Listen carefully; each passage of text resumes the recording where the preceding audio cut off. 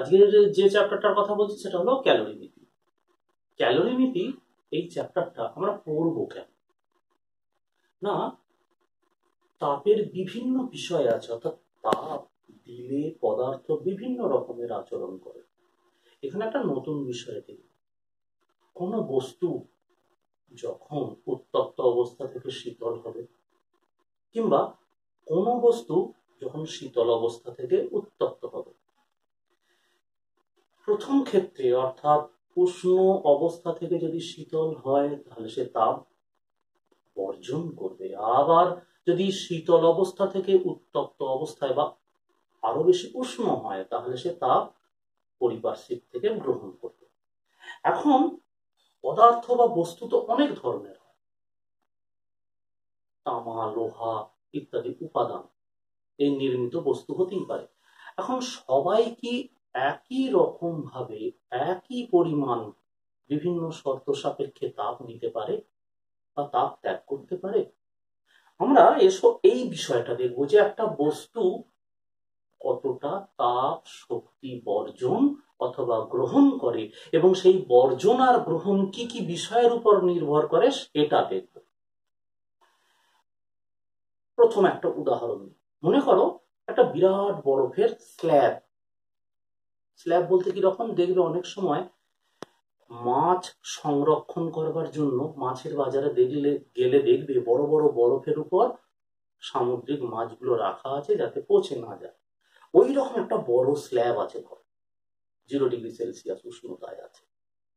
এখন মনে করো একটা 100 গ্রাম বাটখারা মানে পোড়েন আর একটা 1 কেজি বাটখারা 1 কেজি পোড়েন, দুটোকেই 100°C উষ্ণতায় বা তার থেকে কম ধরে নিলাম 90°C উষ্ণতায় উত্তপ্ত করা হলো। করে এবার ওই একই বরফের স্ল্যাবটার উপর খানিকটা দূরত্ব রেখে বাটখারা দুটো ফেলে দেওয়া হলো বরফের স্ল্যাবের উপর, আর বরফের স্ল্যাবটা 0°C উষ্ণতায় আছে। কি দেখবে না, ওই 80°C উষ্ণতার উত্তপ্ত পাটখারা বা পোড়েন গুলো দ্রুত গতিতে তার নিজ নিজ স্থানে বরফ গলাচ্ছে। এবার তোমায় যদি প্রশ্ন করি কে বেশি বরফকে গলিয়ে ফেলবে, 100°C 100 গ্রাম ভরের বাটখারা বা পোড়েন নাকি 1 কেজি ভরের বাটখারা বা পোড়েন? নিশ্চয়ই তোমার উত্তরটা হবে 1 কেজি ভরের বাটখারা বা পোড়েন। এখন দেখো ওই বাটখারা দুটো একই উপাদান নির্মিত, ইস্পাত নির্মিত ধরে নাও, দুজন কি একই উষ্ণতা পর্যন্ত উত্তপ্ত করা হয়েছিল 80°C। দুজনেরই উষ্ণতা বরফের সংস্পর্শে আসার ফলে শীতল হয়ে তারা একই রকম উষ্ণতায় এসেছে 0°C।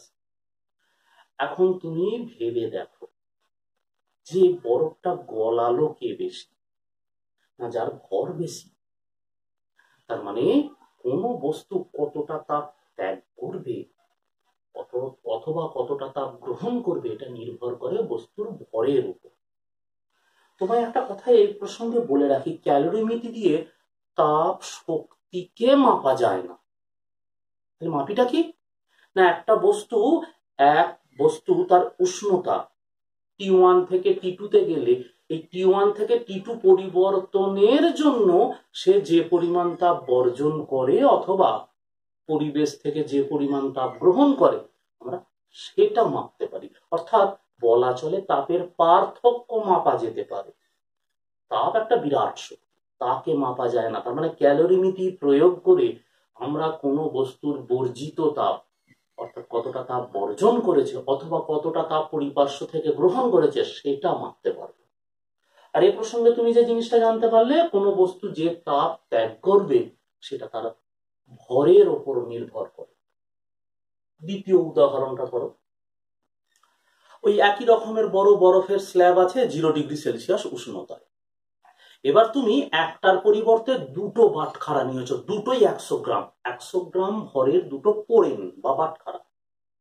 এবার দুটোকেই উত্তপ্ত করেছো, কিন্তু একটাকে 50°C উষ্ণতা পর্যন্ত আর অপরটাকে 90°।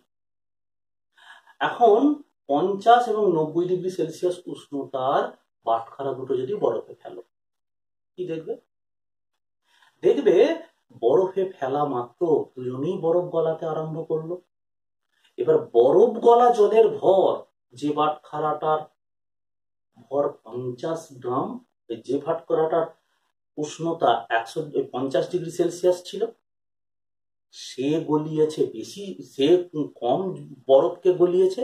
আর যার উষ্ণতা 80 ডিগ্রি সেলসিয়াস ছিল, তার গলিয়ে ফেলা বরফের পরিমাণ, বরফ গলা জলের পরিমাণটা বেশি। তার মানে উষ্ণতা দুজনের 0 ডিগ্রি সেলসিয়াসে এসেছে, কিন্তু একজনের 50 থেকে 0 আর একজনের 80 থেকে 0। তার মানে উষ্ণতার পার্থক্য যত বেশি, তাপ বর্জনের পরিমাণটাও তত বেশি। তার মানে বর্জন করা তাপ বা গ্রহণ করা তাপ উষ্ণতার পার্থক্যের উপর নির্ভর করে। তুমি একবার ভাবো না, তুমি সসপ্যানে জল নিয়েছো, নিয়ে রান্নাঘরে গেছো, কি উদ্দেশ্য? গার্গেল করবে। তা গার্গেল করার জন্য তো জলকে আর ফোটানোর দরকার নাই, অল্প অল্প সামান্য সহ্য করা যায় এরকম গরম হলেই তো চলে। তাহলে সেই সসপ্যানের জলটা উনুনে তুমি যতক্ষণ রাখবে, ওই একই জলকে তোমার যদি প্রয়োজন হয় ফোটানোর, টকবক করে ফোটাবে, হয়তো ডিম সিদ্ধ করবে, তো সেই উষ্ণতায় নিয়ে যেতে গেলে তোমাকে কি উনুনে ততক্ষণ পর্যন্তই রাখতে হবে? গার্গেল করার জন্য জলকে গরম করতে গিয়ে সসপ্যানকে তুমি যতক্ষণ রাখবে, আর ওই একই জলকে যদি ফোটাতে হয় উনুনে রাখবে তার থেকে বেশি বেশি সময় ধরে।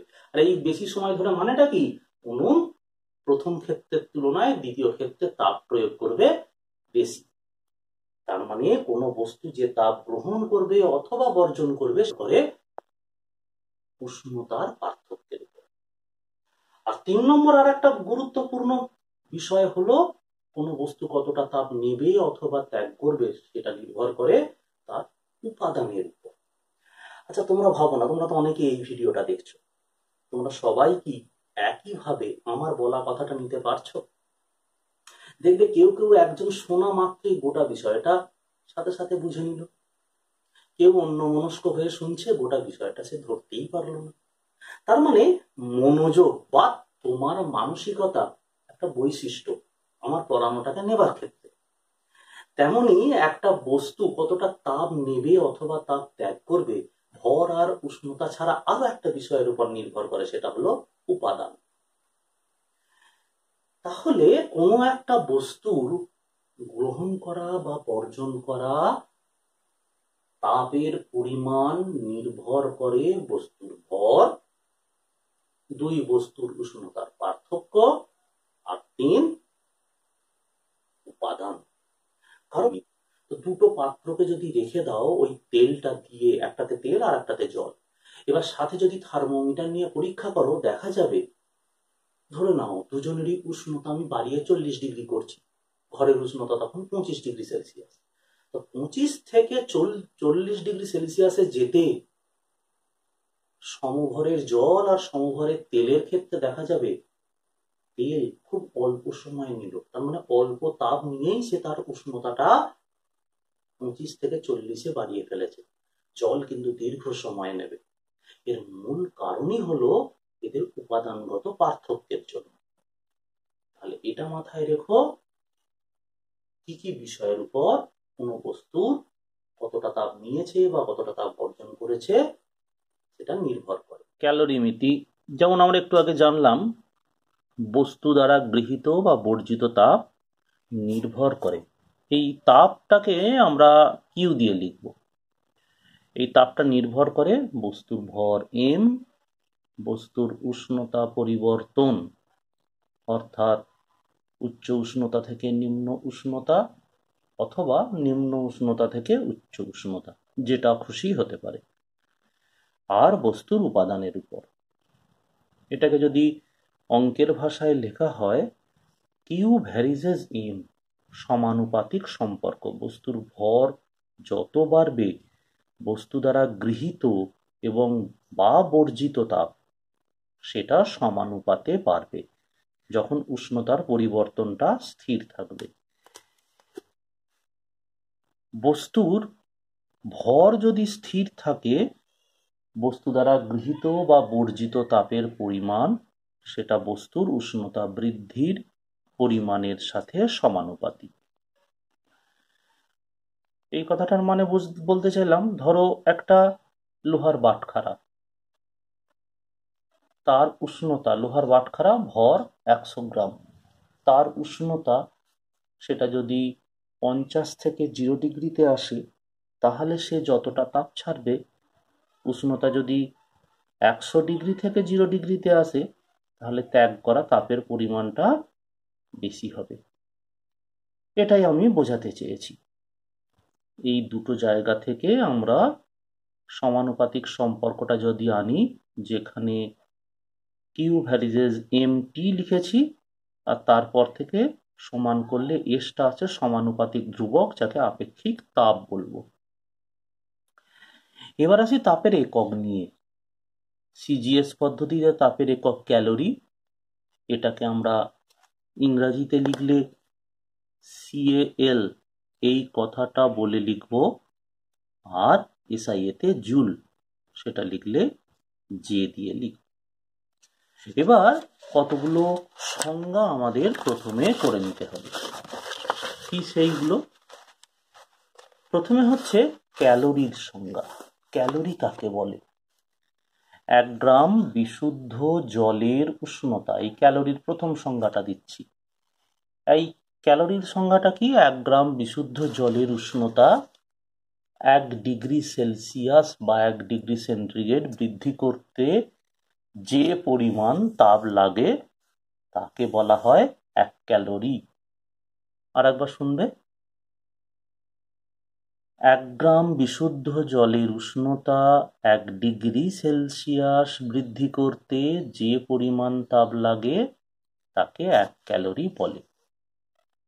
এখন 1 ডিগ্রি বৃদ্ধি করতে, জলের উষ্ণতা 1 ডিগ্রি বৃদ্ধি করা মানে কি? 0 ডিগ্রি সেলসিয়াস থেকে 1 ডিগ্রি সেলসিয়াস, নাকি 10 ডিগ্রি সেলসিয়াস থেকে 11 ডিগ্রি সেলসিয়াস, নাকি 37 ডিগ্রি সেলসিয়াস থেকে 38 ডিগ্রি সেলসিয়াস, কিংবা 97 ডিগ্রি সেলসিয়াস থেকে 98 ডিগ্রি সেলসিয়াস? কোনটা সঠিক? না, আমাদের সংজ্ঞা যেমন সেই অনুযায়ী 0 থেকে 100-র মধ্যে জল যে উষ্ণতার মধ্যে তরল অবস্থায় থাকে, সেই উষ্ণতার মধ্যে যে কোনো 1 ডিগ্রি। কিন্তু পরীক্ষা করে দেখা গেল যে জলের উষ্ণতা 0 থেকে 1 ডিগ্রি বাড়ালে জল, 1 গ্রাম বিশুদ্ধ জল, তার উষ্ণতা 0 ডিগ্রি সেন্টিগ্রেড থেকে 1 ডিগ্রি সেন্টিগ্রেড পর্যন্ত বৃদ্ধি করলে 1 গ্রাম জল যে তাপ নেয়, ওই একই জলের উষ্ণতা যদি 10 ডিগ্রি সেন্টিগ্রেড থেকে 11 ডিগ্রি সেন্টিগ্রেড বৃদ্ধি করা হয়, তাহলে তাপটা একই রকম নিচ্ছে না। আবার 37 ডিগ্রি সেন্টিগ্রেড থেকে 38 ডিগ্রি সেন্টিগ্রেড পর্যন্ত বৃদ্ধি করলে আলাদা কিছু। তাহলে এখন বিষয়টা হলো 1 ক্যালোরির তাহলে সংজ্ঞা দেব কিভাবে? দেখা গেল 1 গ্রাম জলের উষ্ণতা 100 ডিগ্রি বৃদ্ধি করতে যে তাপ লাগে, 1 গ্রাম জলের উষ্ণতা 100 ডিগ্রি সেলসিয়াস বৃদ্ধি করতে, মানে 0 ডিগ্রি সেলসিয়াস থেকে 100 ডিগ্রি সেলসিয়াস পর্যন্ত বৃদ্ধি করতে যে তাপ লাগে, সেই তাপটাকে যদি 100 দিয়ে ভাগ করা হয়, তাহলে যেটা পাই সেটা গড় ক্যালোরি বলে।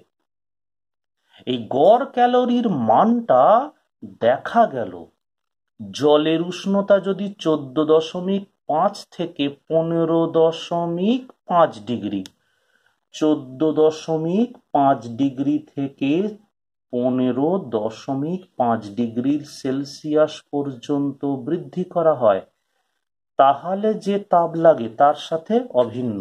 তার মানে গড় ক্যালোরির মান আর জলের উষ্ণতা 14.5 ডিগ্রি সেলসিয়াস থেকে 15.5 ডিগ্রি সেলসিয়াস পর্যন্ত বৃদ্ধি করলে যে মানটা পাওয়া যায় দুটো সমান।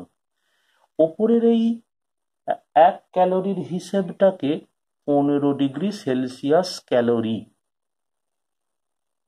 এটা হিসাবে সংজ্ঞায়িত করা হয়, আর এটা তো গড় ক্যালোরি।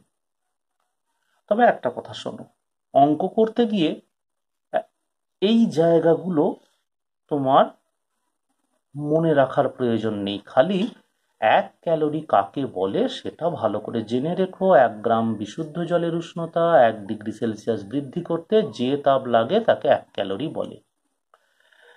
1 ক্যালোরি সমান 4.2 জুল। এখন হচ্ছে আপেক্ষিক তাপ।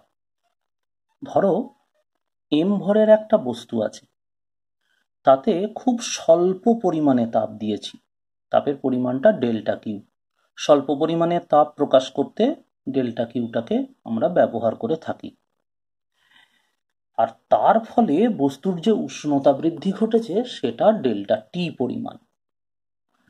এখন দেখো আমরা কি জেনে ফেলেছি, এর মধ্যে কোনো বস্তুতে যে তাপ গ্রহণ করবে অথবা বর্জন করবে, উষ্ণতার বৃদ্ধিটা যদি স্থির থাকে, তাহলে যে কটা বিষয়ের উপর নির্ভর করে, একটা ভর, আবার উষ্ণতা স্থির না থাকলে উষ্ণতার উপর। এর সম্পর্কটা আমরা আগে দেখেছি, সেখান থেকে এটা পেয়েছি। তাহলে এখান থেকে আমরা একটা নতুন বিষয় সংজ্ঞা দিতে চলেছি, কি সেটা দেখো। ধরে নাও m ভরের একটা বস্তুতে অতি অল্প ডেল্টা কিউ পরিমাণ তাপ দেওয়া হয়েছে, যার ফলে উষ্ণতা বৃদ্ধি হয়েছে ডেল্টা টি। তাহলে সম্পর্কটাকে আমরা এভাবে লিখতে পারি, delta Q is equal to S into M into delta T. তাহলে এস ইজ ইকাল টু কিভাবে লিখতে পারি একবার তাকিয়ে দেখো। এস ইজ ইকাল টু আমরা লিখতে পাচ্ছি এই সম্পর্কটার পর 1/m delta Q by delta T. এখন m ইজ ইকাল টু 1 হলে, delta T is equal to 1 হলে delta Q equal to S. মানে কি, একক ভরের কোনো বস্তুর উষ্ণতা একক পরিমাণ বৃদ্ধি করলে যে পরিমাণ তাপ দেওয়া হয় তাকে ওই বস্তুটির আপেক্ষিক তাপ বলে। তার মানে একক ভরের কোনো বস্তুর একক উষ্ণতা বৃদ্ধিতে যে পরিমাণ তাপ প্রয়োগ করা হয় তাকে ওই বস্তুর আপেক্ষিক তাপ, মানে বস্তুর বলবো না, আপেক্ষিক তাপ হচ্ছে বস্তুর উপাদানের। মাথায় রেখো, বস্তুর আপেক্ষিক তাপ বস্তুর বৈশিষ্ট্য নয়, বস্তুটা যে উপাদান দ্বারা নির্মিত তার বৈশিষ্ট্য। তুমি এখানে দেখো, যদি একক খোঁজো, এখানে তাপের একক থাকবে, নিচে থাকবে ভরের একক, আর তলায় থাকবে উষ্ণতার একক। আমরা এগুলো নিয়েও পরে আলোচনা করব। কিন্তু এখানে একটা ডিফারেন্সিয়াল ক্যালকুলাস দিয়ে রীতিটাকে আনা হয়েছে। কেন? নিচে একটা গ্রাফ দেখছো, এটা জলের আপেক্ষিক তাপের গ্রাফ। কি এটা না, জলের উষ্ণতা 0 ডিগ্রি থেকে ক্রমশ যদি বৃদ্ধি করা হয়, তাহলে দেখা গেছে বিভিন্ন উষ্ণতায় এই গ্রাফটা, পুরো এই যে গ্রাফটা, এই গ্রাফের পোর্শনটা ঠিক এক থাকে না। এর মানে দাঁড়ালো, আপেক্ষিক তাপ যদি জলের কথা বলি, সকল উষ্ণতায় এক নয়। তাহলে কোন একটা নির্দিষ্ট উষ্ণতায় আপেক্ষিক তাপ নির্ণয়ের পদ্ধতি এটা। কি এটা? যদি উষ্ণতার বৃদ্ধি অতি সামান্য, অতি সামান্য বলতে প্রায় 0-র কাছাকাছি যদি হয়, তার ফলে যে তাপটা দেওয়া হবে সেটাও সামান্য হবে, সেটাকে অবকলনের আকারে লেখা যায় এভাবে। তোমায় একটা কথা বলি, এই বিষয়টা এতটা নিয়ে মাতামাতি করতে হবে না। আমরা যতটা পড়া করব এবং যে যে বিষয়গুলো জানবো, সেখানে পদার্থের আপেক্ষিক তাপটা আমরা স্থির ধরে নিয়ে বাকি সমস্ত গণনা করব। এবার চলে এসো আপেক্ষিক তাপের সংজ্ঞায়। আপেক্ষিক তাপকে দুভাবে সংজ্ঞায়িত করা যায়। এই যে একটু আগে শিখলাম বা পড়লাম, কোন পদার্থের একক ভরের উষ্ণতা 1 ডিগ্রি বৃদ্ধি করতে যে পরিমাণ তাপ প্রয়োজন হয় তাকে ওই পদার্থের আপেক্ষিক তাপ বলে। এবার এককটা কি, আমি একটু আগে কি লিখলাম তুমি একবার খেয়াল করো। তাপের একক, যদি আমরা সিজিএস ধরি ক্যালোরি প্রতি গ্রাম প্রতি ডিগ্রি সেলসিয়াস, এসআই ধরলে জুল প্রতি কেজি প্রতি কেলভিন। উষ্ণতার পার্থক্য 1 ডিগ্রি কেলভিনও যা 1 ডিগ্রি সেলসিয়াসও তাই। তাই আমি জুল প্রতি কেজি প্রতি কেলভিনও বলতে পারি, জুল প্রতি কেজি প্রতি ডিগ্রি সেলসিয়াসও বলতে পারি। তাহলে এখানে আপেক্ষিক তাপের সংজ্ঞাটা পেলাম, এককটাও দেখলাম, জুল প্রতি কেজি প্রতি কেলভিন বা জুল প্রতি কেজি প্রতি ডিগ্রি সেলসিয়াস, কারণ উষ্ণতার পার্থক্যটা সেলসিয়াস আর কেলভিন স্কেলে 1। আমি কিন্তু উষ্ণতাটা 1 বলিনি, উষ্ণতার পার্থক্যটা সমান, তার মানে 273 কেলভিন থেকে 274 কেলভিনের মধ্যে যে পার্থক্য, 0 ডিগ্রি সেলসিয়াস থেকে 1 ডিগ্রি সেলসিয়াসের মধ্যে পার্থক্যটাও তাই, এইটা সমান। অ্যালুমিনিয়ামের আপেক্ষিক তাপ দেওয়া আছে 0.21 ক্যালোরি প্রতি গ্রাম প্রতি ডিগ্রি সেলসিয়াস। এটা বলতে কি বোঝো না, 1 গ্রাম অ্যালুমিনিয়ামের উষ্ণতা 1 ডিগ্রি সেলসিয়াস বৃদ্ধি করতে 0.21 ক্যালোরি তাপ প্রয়োজন। আর এই ক্যালোরিটাকে কিভাবে তুমি জুলে অর্থাৎ এসআইতে নিয়ে আসবে? একটা সোজা হিসেব কি জানো?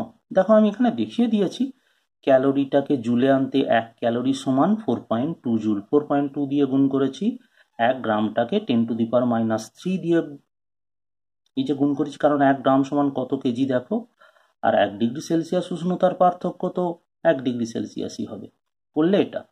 আর সব থেকে সহজ হয় কি জানো, সিজিএস এ প্রকাশ করা যে কোনো আপেক্ষিক তাপকে 4200 দিয়ে গুণ করে দাও, কারণ দেখো না এই 10⁻³ উপরে তুললে কত হয়, 1000 হয়, 1000কে 4.2 দিয়ে গুণ করলে 4200।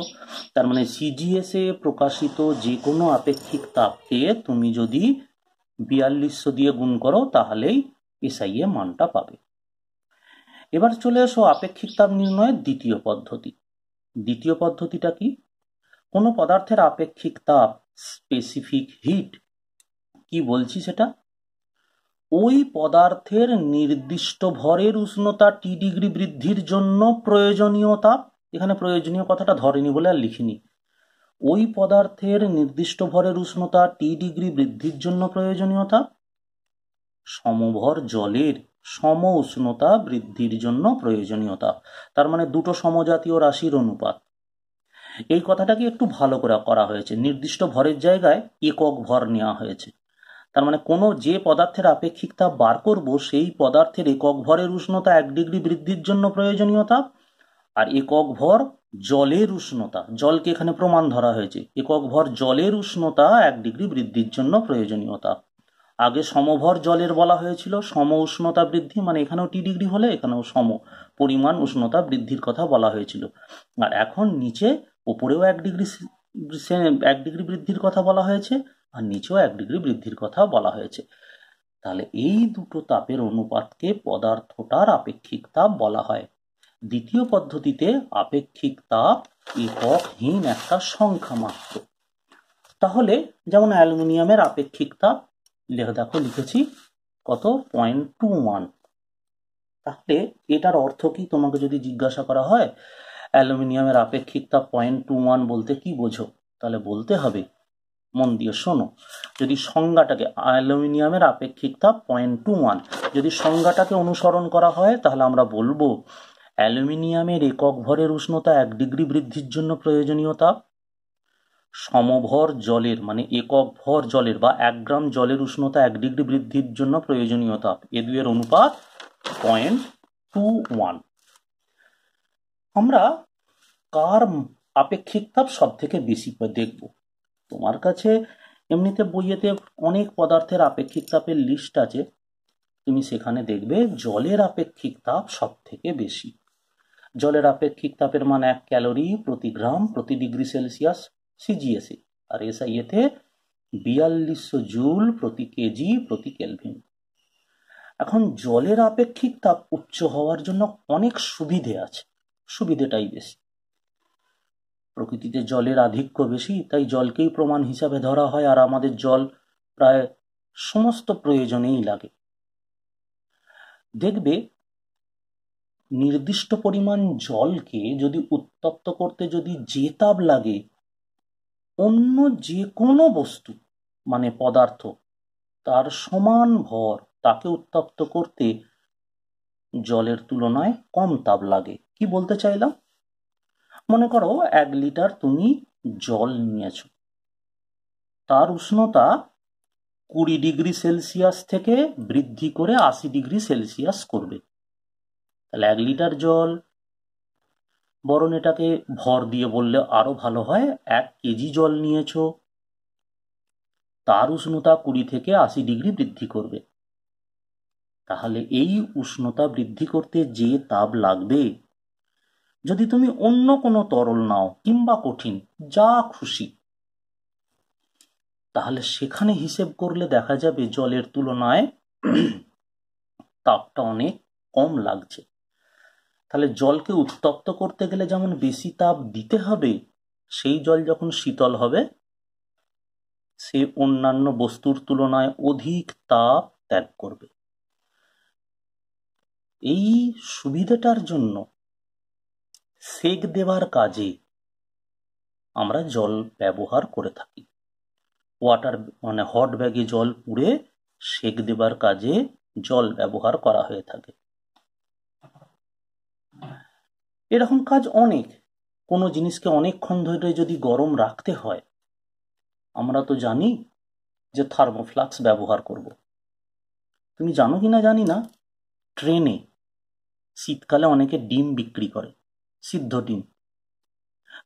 তুমি রাতের যে কোনো সময় যখন খেতে যাবে দেখবে ডিমটা তখনও গরম। যে তুমি মনে করছো ট্রেনে জ্বলন্ত উনুন নিয়ে উঠবে আর ডিমগুলো সিদ্ধ হতে থাকবে, তাই কি হয়? ওরা করে কি, একটা পলিথিনে গরম জল ভরে নেয়, নিয়ে বালতির তলায় রেখে দেয়, আর উপরে সিদ্ধ ডিমগুলোকে সাজিয়ে রাখে। ফলে ডিমগুলো জলের সংস্পর্শে দীর্ঘক্ষণ গরম থাকে, আর তোমার মনে হবে হাতে যখন দিচ্ছে গরম ডিম দিচ্ছে।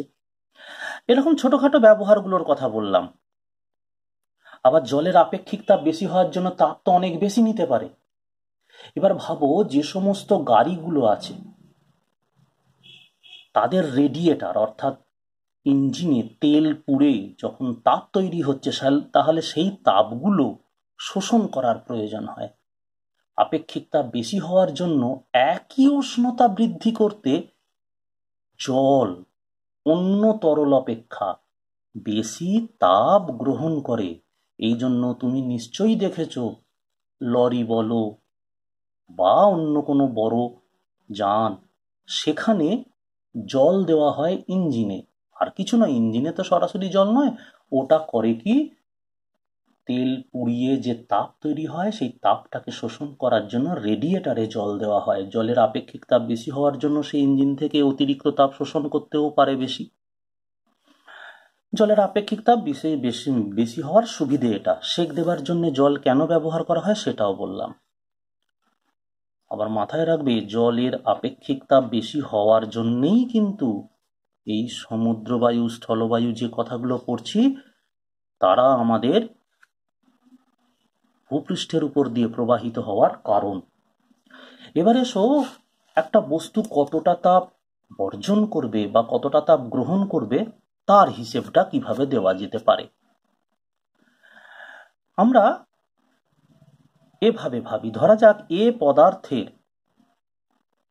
এ উপাদান নির্মিত কোন একটা পদার্থ, তার এম ভর নেওয়া হয়েছে, তার উষ্ণতা T1 থেকে T2 পর্যন্ত বৃদ্ধি করা হয়েছে, আর পদার্থের আপেক্ষিক তাপ S। তাহলে ওই এম ভরের পদার্থ কতটা তাপ গ্রহণ করবে?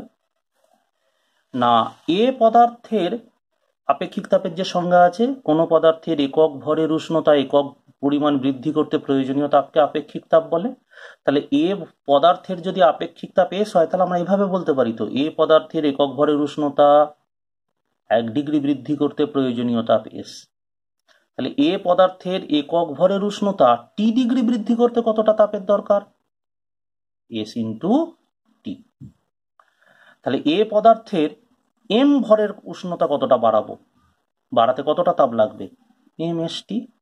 তার মানে কোনো বস্তুর গ্রহণ করা তাপ, এটা বর্জন করাও হতে পারত। যদি এটা হ্রাস করা হতো তাহলে বস্তু কি হতো? উষ্ণতা বস্তুর হ্রাস হলে বস্তু তাপ বর্জন করত। যাই হোক, বস্তু দ্বারা গৃহীত তাপ তাহলে কি হবে? mst, ms T2 minus T1, এটা হলো উষ্ণতার পার্থক্য। আমি একটু মজা করে বলি, এইটা মনে রাখবার জন্য সব থেকে সহজ উপায় হলো Q ইজিক্যাল টু মিষ্টি, এইটা মনে রাখা, mst, Q ইজিক্যাল টু মিষ্টি। এবার এদের বিভিন্ন রকম ভাবে সম্পর্কটা করা হয়েছে। কি রকম করা হয়েছে দেখো, যদি কোনো বস্তুর উপাদান আর ভর যদি স্থির থাকে তাহলে কিউ ভ্যারিজেস টি। স্যার এটার মানে কি? আচ্ছা মনে করো একটা 100 গ্রাম ওজনের লোহার টুকরো আছে, তাহলে 100 গ্রাম ওজনের লোহার টুকরো বলা মানে এমও স্থির আর উপাদানও স্থির। এবার তুমি ভেবে বলো, ওই 100 গ্রাম ওজনের লোহার টুকরোর উষ্ণতা যদি তুমি 20 ডিগ্রি সেন্টিগ্রেড বাড়াও তাহলে যে পরিমাণ তাপ লাগবে, যদি 80 ডিগ্রি সেন্টিগ্রেড বৃদ্ধি করো তাহলে প্রয়োজনীয় তাপটা কি? বেশি লাগবে এবং একইভাবে, তাই কিউ ভ্যারিজেস টি। এবার Q varies M, Q M এর সমানুপাতিক। এটা কিভাবে আসছে? আচ্ছা ভাবো, তুমি একটা লোহার দুটো টুকরো নিয়েছো, তাহলে তাদের দুজনেরই উষ্ণতা সমপরিমাণ বাড়াবে। ধরে নাও 40 ডিগ্রি বাড়াবে, দুজনেরই উষ্ণতা 40 ডিগ্রি। আর লোহার বলেছি মানে উপাদান স্থির। প্রথম লোহার টুকরোটার ভর 100 গ্রাম আর দ্বিতীয়টার ভর 1 কেজি। তাহলে এবার তুমি বলো, 100 গ্রাম লোহার টুকরোকে উত্তপ্ত করতে যে তাপ লাগবে, 1 কেজি লোহার টুকরোকেও সমান উষ্ণতায় উত্তপ্ত করতে কি একই তাপ লাগে? একটা মজার ঘটনা আছে, মাঝে মাঝে আমাদের কেউ কেউ বোকা বানানোর জন্য প্রশ্ন করে। অনেকে বলে, ওরে একজনের ভাত রান্না করতে যদি 20 মিনিট সময় লাগে, একই উনুনে যদি 5 জনের ভাত রান্না করা হয় তাহলে কি সময় আলাদা লাগবে না এক লাগবে? আচ্ছা এবার তুমি বলো, আমরা মাঝে মাঝে এরপর এই ভাবটা ধরে নিই যে একজনের জন্য ভাত সিদ্ধ হতে যে সময় লাগবে 5 জনের জন্য ভাত সিদ্ধ হতে সেই সময় লাগবে। এখানে আমি একটা শর্ত জুড়ে দিয়েছি, উনুনটা একই। তাহলে এইবার ভাবো, যদি তাপ প্রয়োগের হারটা একভাবে হতে থাকে তাহলে একজনের জন্য ভাত রান্না করতে গেলে যতটা তাপের প্রয়োজন 5 জনের জন্য নিশ্চয়ই চালটা বেশি লাগবে, ভর বেশি, তাহলে তাপটাও তো বেশি লাগবে। তাহলে সেই হিসাবে সময়টা একটু বেশি লাগা উচিত। নিশ্চয়ই আর দ্বিতীয়বার তুমি বোকা হবে না। এবার অন্যভাবে ভাবা যাক, কিউকে স্থির রাখলে কি হবে? মানে এই কোনো বস্তুতে যে তাপটা প্রয়োগ করব সেটা যদি স্থির থাকে। স্যার এর মানে আপনি কি বলতে চাইছেন? মনে করে নাও, দুটো পদার্থ আছে এ আর বি, যাদের ভর, আপেক্ষিক এই উষ্ণতা বৃদ্ধি এগুলো সব আলাদা আলাদা করে করব। কি বলতে চাইলাম? মনে করে নাও দুজনেরই ভর সমান আর একই তাপ দুজনকে দেওয়া হবে, তাহলে কার উষ্ণতা বৃদ্ধি বেশি হবে? আমার কথাটা শুনলে তো? দুজনের ভর সমান আর একই তাপ দুজনকে দেওয়া হবে, তাহলে আমার প্রশ্ন হচ্ছে কার উষ্ণতা বৃদ্ধি বেশি হবে? তুমি দেখো, এম যদি ধ্রুবক হয়, কিউ তো ধ্রুবক, তাহলে এস ইন্টু টিটা ধ্রুবক, তাহলে টি ভ্যারিজেস 1/s। তার মানে যার আপেক্ষিক তাপ কম তার উষ্ণতা বৃদ্ধি বেশি হবে। মাথায় রেখো, যার আপেক্ষিক তাপ কম তার উষ্ণতা বৃদ্ধি বেশি হবে। এবার ভাবো, দুটো একই উপাদানের তৈরি, দুজনের ভর পৃথক কিন্তু একই তাপ দেওয়া হচ্ছে। আরেকবার, দুজনে একই উপাদানে তৈরি, তার মানে এখানে এসটা ধ্রুবক, একই তাপ দেওয়া হচ্ছে, কিউটা ধ্রুবক, তাহলে উষ্ণতা বৃদ্ধি কার বেশি হবে? টি এর সাথে এম এর সম্পর্কটা কি হবে? টি ভ্যারিজেস 1/m। তার মানে যার ভর কম তার উষ্ণতা বৃদ্ধি বেশি, যার ভর বেশি তার উষ্ণতা বৃদ্ধি কম। তার মানে একই তাপ দিলে ছোট বস্তুর উষ্ণতা বৃদ্ধি বেশি হবে, একই তাপ দেওয়া সত্ত্বেও কম বস্তুর মানে কম ভরের বস্তুর উষ্ণতা বৃদ্ধি বেশি, বেশি ভরের বস্তুর উষ্ণতা বৃদ্ধি কম হবে। তুমি একবার ভাবো না, তোমাকে বলা হলো দুটো সসপ্যানে জল নাও, একটাতে 1 কাপ পরিমাণ জল নিয়েছো, আর একটাতে 1 মগ জল নিয়েছো। এবার বলা হলো ওই সসপ্যান দুটোকে একই উনুনে, মানে একই ধরনের উনুনে পাশাপাশি 2 মিনিট বসিয়ে রাখো। 2 মিনিট বসিয়ে রাখলে, এবার বলো দেখি 2 মিনিট বসিয়ে রাখলে কোন জলটা আগে গরম হবে বা এবং ফুটতে দেখবে? 2 মিনিট মানে যথেষ্ট সময়। যদি উনুনে বসিয়ে রাখো, একই ধরনের গ্যাসের উনুন যদি হয়, তাহলে দেখবে যে এই সসপ্যানটায় 1 কাপ জল নিয়েছো সেটা আগে থেকেই ফুটতে আরম্ভ করেছে। খেয়াল করো, এখানে একটা অঙ্কের কথা প্রথমে তোমায় বলেছি। কি সেটা? 0.1 কেজি জল আর 0.1 কেজি তামা নেওয়া হয়েছে। প্রত্যেকের উষ্ণতা 30 ডিগ্রি থেকে 80 ডিগ্রি পর্যন্ত বৃদ্ধি করব। তাহলে প্রত্যেক ক্ষেত্রে তাপ কতটা প্রয়োজন সেটা হিসেব করব। কি করেছি দেখো, তামার আপেক্ষিক তাপ 390 জুল প্রতি কেজি প্রতি ডিগ্রি সেলসিয়াস। জলের আপেক্ষিক তাপ 4200 জুল প্রতি কেজি প্রতি ডিগ্রি সেলসিয়াস। মানগুলোর দিকে তাকিয়ে দেখো, প্রায় 10 টাইমস। এখন দুই ক্ষেত্রের কোনটিতে বেশি তাপ লাগে হিসেব করা যাক। তামার ভর 0.1 কেজি, উষ্ণতা বৃদ্ধি 80-30 = 50 ডিগ্রি সেলসিয়াস, আপেক্ষিক তাপ 390 জুল প্রতি কেজি প্রতি ডিগ্রি সেলসিয়াস। তাহলে তামার উষ্ণতা বৃদ্ধি করলে তামার টুকরোটা কতটা তাপ গ্রহণ করবে? গৃহীত তাপ T1 = M1S1 থিটা, মানে 0.1 × 390 × 50, তার মানে 1950 জুল। যদি জলের উষ্ণতা একই রকম ভাবে বৃদ্ধি করি, তাহলে জল কতটা তাপ নেবে? একবার লক্ষ্য করো, 0.1 × উষ্ণতা বৃদ্ধি আপেক্ষিক তাপ 21,000 জুল।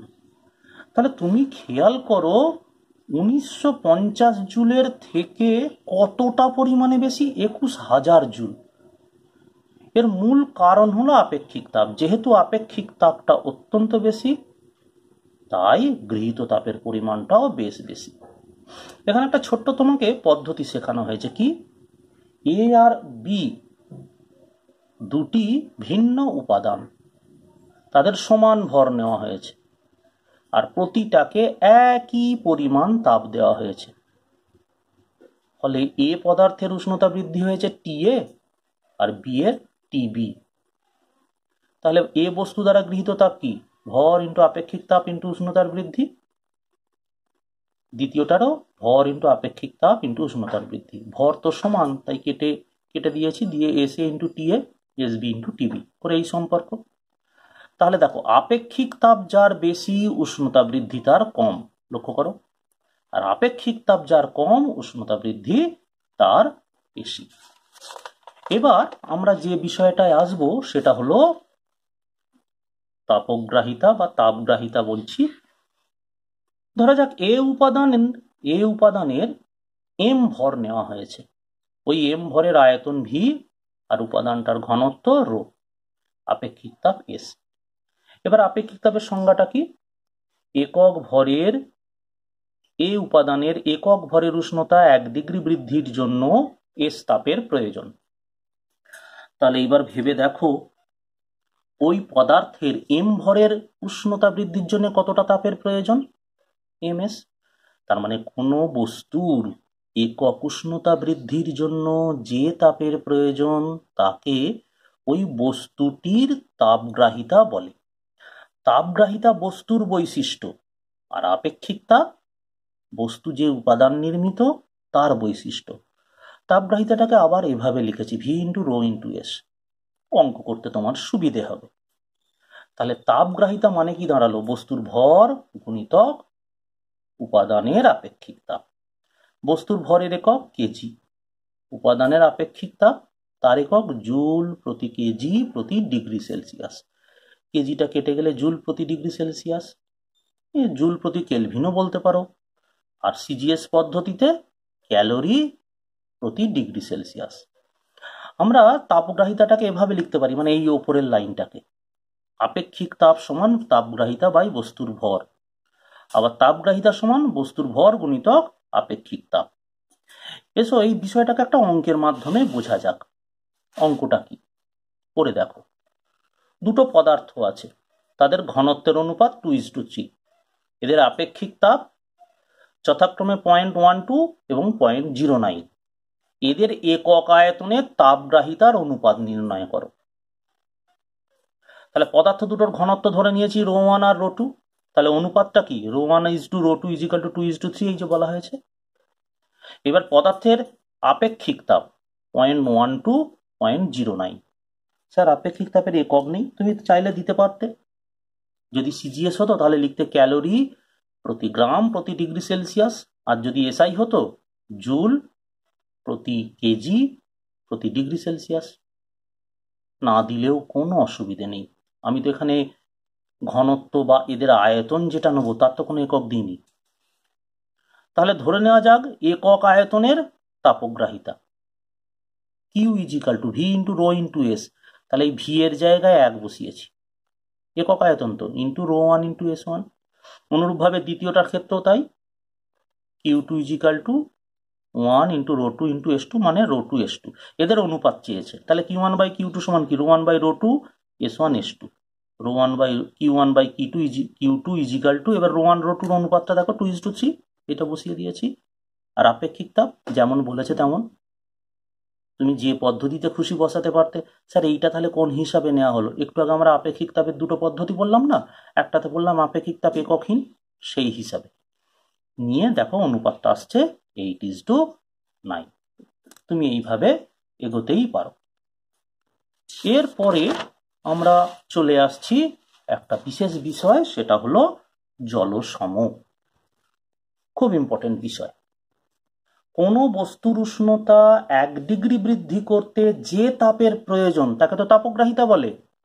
এবার একটু এগিয়ে গিয়ে, তাহলে কোনো বস্তুর উষ্ণতা 1 ডিগ্রি বৃদ্ধি করতে যে তাপের প্রয়োজন সেই তাপ দিয়ে যতটা জলের উষ্ণতা, মানে যতটা পরিমাণ, মানে জলের একটা ভরের কথা বলা হচ্ছে, যতটা জলের উষ্ণতা 1 ডিগ্রি বৃদ্ধি করা যায় তাকে ওই বস্তুর জলসম বলে।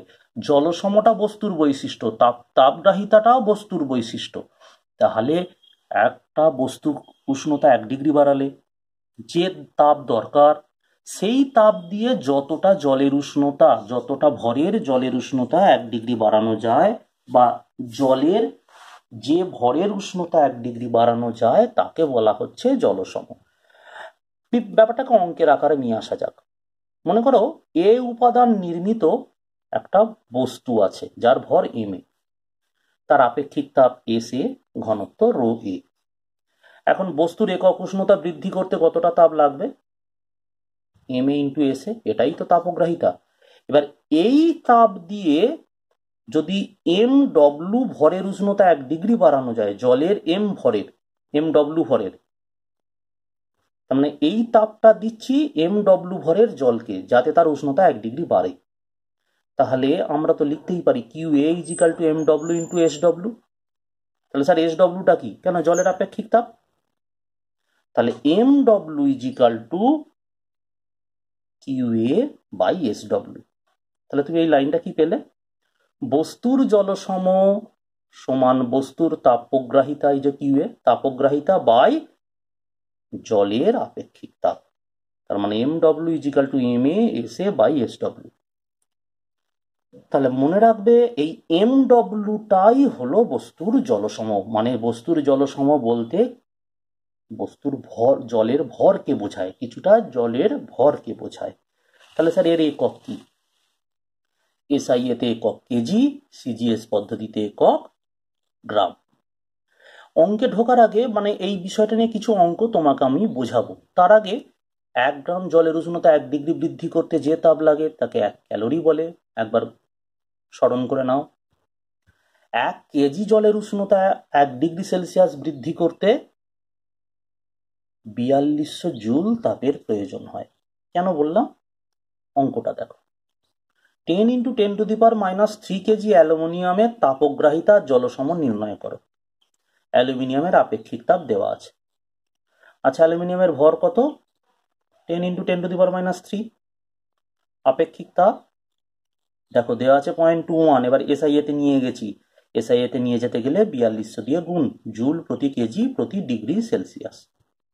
জলের আপেক্ষিক তাপ SW ইজিক্যাল টু 4200 জুল প্রতি কেজি প্রতি ডিগ্রি সেলসিয়াস। মিটে গেল। তাহলে অ্যালুমিনিয়ামের তাপগ্রাহিতা মানে কি M ইন্টু এস, তো দেখো M ইন্টু এস করেছি, এবার ক্যালকুলেশন করলে সেটা বেরিয়ে যাবে। এবার অ্যালুমিনিয়ামের তাপগ্রাহিতা হলে, এবার জলসম যদি হয়, কি বলেছি, তাপগ্রাহিতাকে জলের আপেক্ষিক তাপ দিয়ে ভাগ করে দাও। দেখো এই গোটা গুণটাকে 4200 দিয়ে ভাগ করলে কি পাচ্ছি, এই গোটা গুণটা দেখো, তাহলে অ্যালুমিনিয়ামের জলসম এটা।